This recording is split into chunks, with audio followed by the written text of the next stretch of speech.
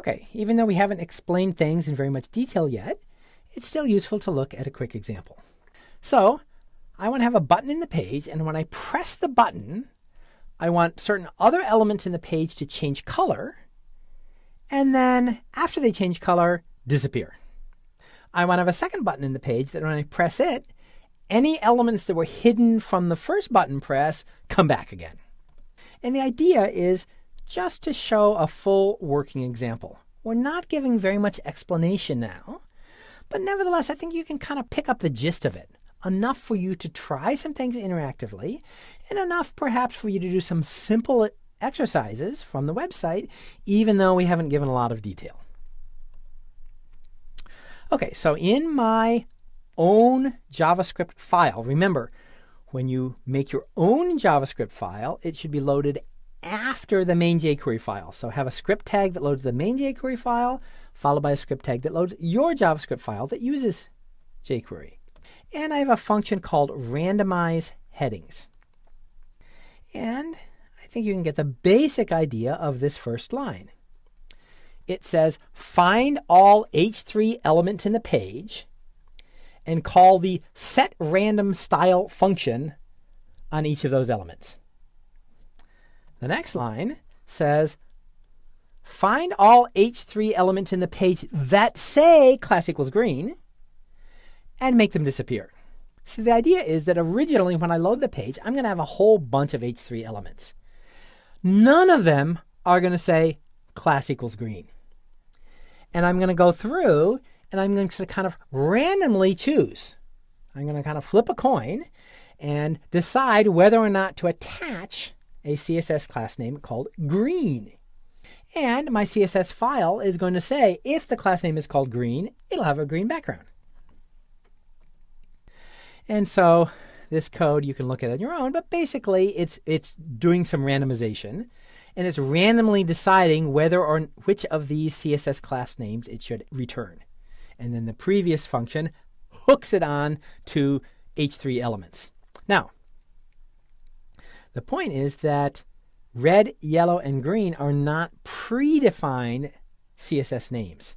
These are not colors. So this will have no effect unless I load a CSS file that gives meaning to those names. But the point is, I'm randomly choosing among these three names. And then on the previous slide, I was hooking the name, either red, yellow, or green, onto all H3 elements in the page. All right. And then this line says, all H3 elements that are green should appear, because the previous button said all H3 elements are green should disappear. And then the next line says, take off red, take off yellow, take off green. If it doesn't have red, yellow, or green, it just ignores it. But if it has any of those three, it removes them. This also points out kind of a stylistic approach to laying out your code when you do chaining. The general approach is, if the whole chain set of function calls is short, you just put them all in one line. But if it's too long to fit conveniently on one line, you line it up on the dots. So if I just had this all in one line, it would have had the same effect, and this was pretty short, and I probably could have fit it in one line. But when you do 5 or 6 or 7 or 8 or 9 or 20 operations, it's too long to visualize it and to really see it on one line in your source code. Besides, you don't want to, scroll your editor left to right. People are used to scrolling up and down, but not left to right. And so if it's too long to conveniently fit on one line it up on the dots. jQuery doesn't care. It's just a convention for making your code more readable. Okay, so the function on the first slide found all H3 elements, flipped a coin to decide whether to attach the CSS name red, yellow, or green to those elements. And then it made them disappear. This function makes them reappear, and then it removes all those CSS class names. And then finally, there's this weird thing, where inside the jQuery function, I don't put a string, but I put a function being passed to a function. And so jQuery actually examines what's passed to it. If it's a string, it assumes that it's a CSS pattern. But if it's a function, then that function is called after the page is loaded, or if I want to really be precise, after the DOM is loaded. Now, all of this is moving fast. We'll come back and revisit each of these points in much more detail and more slowly in the upcoming sections. But this still gives you an idea. So this bottom thing here says, basically, do this initialization when the page is done being loaded, or more specifically, when the DOM is being loaded. What initialization am I doing? Well, the first initialization says, find the button that has this ID and attach to that button the function that was on our first slide. And the second line says, find the button that has this ID and attach to it the function that's right above. Okay, so a lot of stuff crammed in here. Don't worry about understanding all of the details, but get kind of the general gist, enough that you can play around and experiment on your own. So I referred to the red, yellow, and green CSS class names, so I have to define them. Those are not predefined names. And then I am going to load that CSS file that was on the previous slide. I'm going to load jQuery, and then I'm going to load the code, JavaScript code from the previous slide, to make sure you load your JavaScript code after jQuery is loaded, because it, even on load, automatically calls jQuery. All right, and then I'm going to have an HTML page that has a whole bunch of H3 elements in it.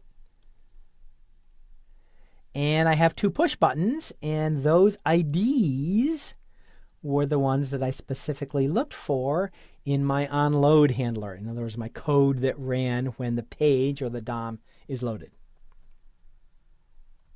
All right, let's try this out. So I have a button in the page, and if you remember from the JavaScript code, I said when the page is done being loaded, attach a function as the click handler, the code that runs when the end user clicks on that button. And that function was the one on the first slide, which said find all H3s in the page and randomly assign to them the CSS name red, yellow, or green. After you've assigned that CSS class name, find all the ones that are green and slowly make them disappear. And the second button had an on-click handler that said make everything go back to the original. And because it's randomized, I don't get the same behavior every time. All right, so we haven't given a lot of detail. We've thrown a lot of things at you very quickly just to give you the basic idea. But again, don't be too intimidated.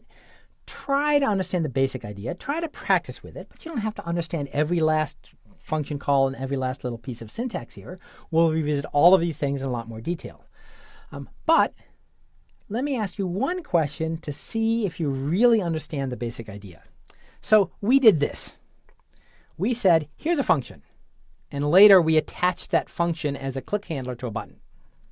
And that button first said, find all H3 elements in the page, and then call this function, which is down below, on each of them.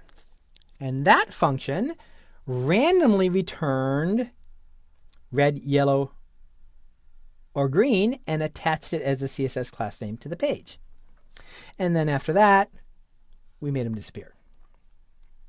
So we broke things into two pieces. We found the H3 elements, and then we called the function on it. Why didn't we just do this? Why didn't we just do this?